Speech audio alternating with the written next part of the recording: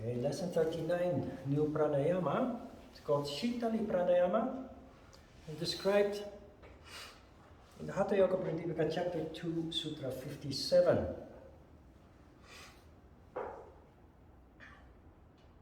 Then Sitali is described.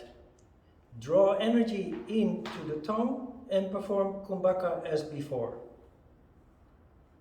Then the intelligent practitioner should slowly release the energy through the nostrils. I deliberately skipped protruding the tongue a little outside the lips, because we're not going to do that, of course.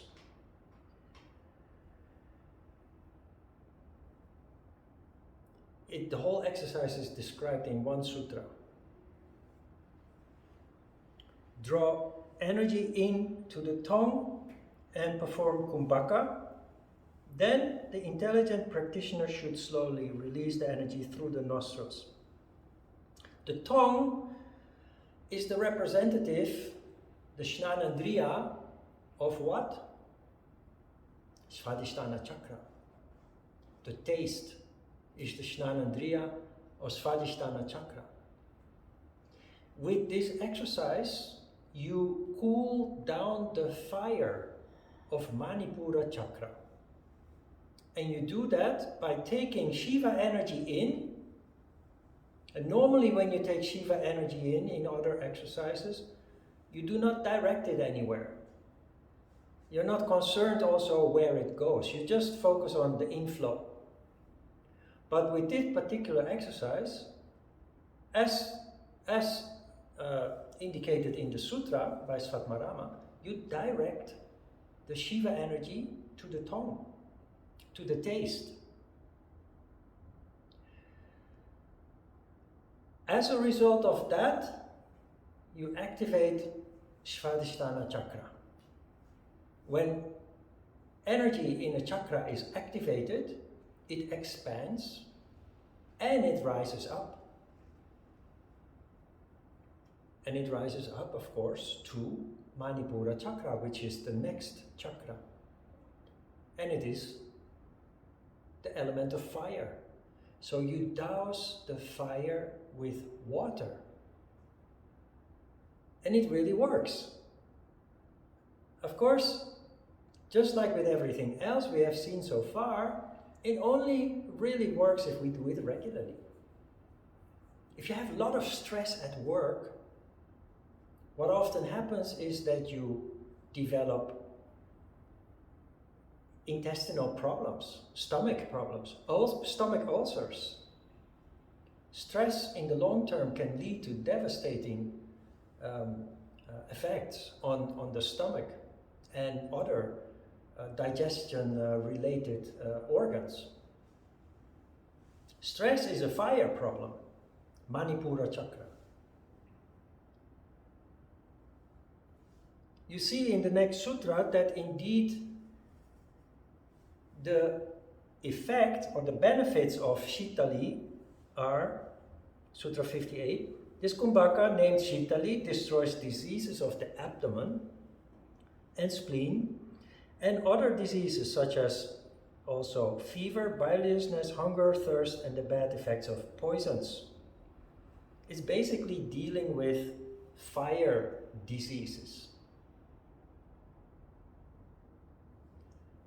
And Manipura chakra is also the location of ego. So it will help you to learn to control ego, to reduce the effect that ego has on you in certain situations. And it will allow you to have a healthy ambition. Ambition is good, but ambition can also destroy you. If your ambition is without boundaries,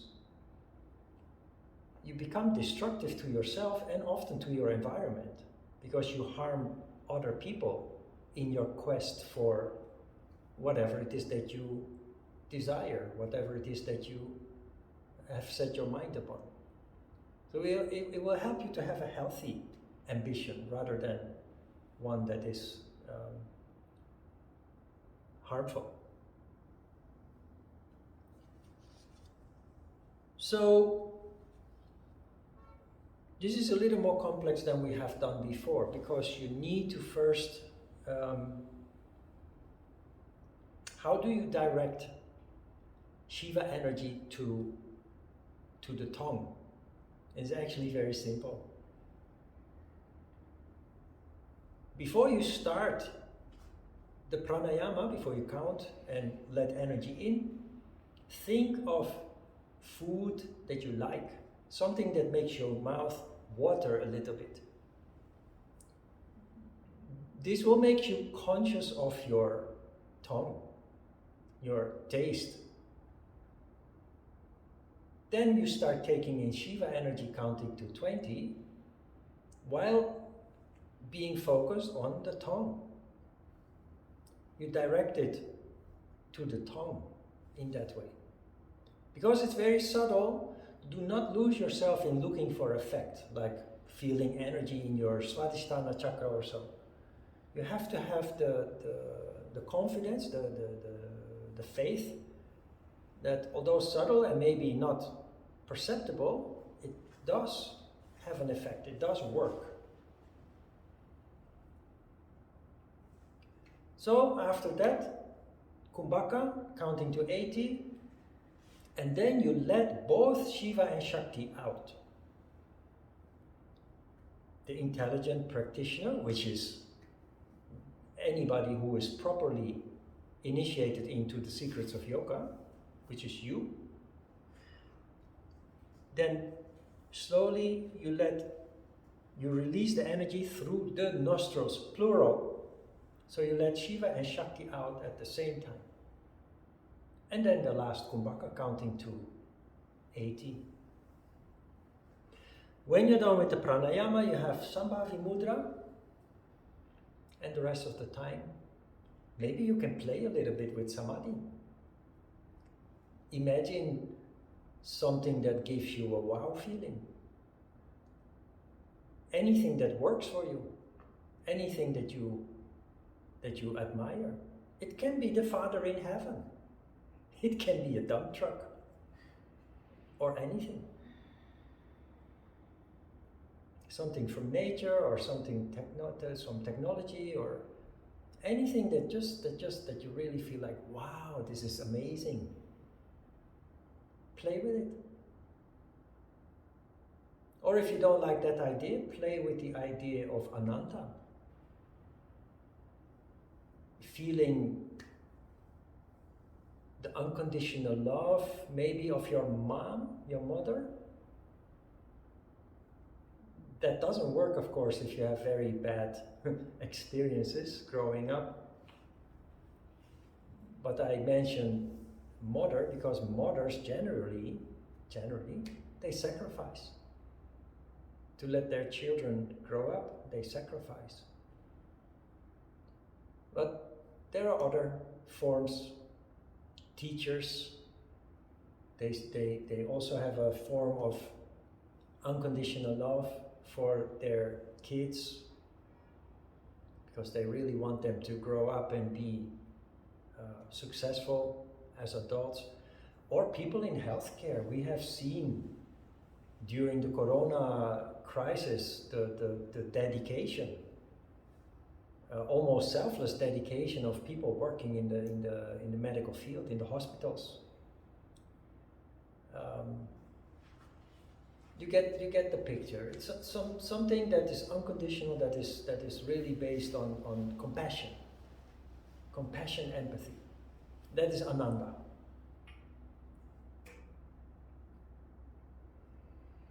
Okay, 40 minutes in total.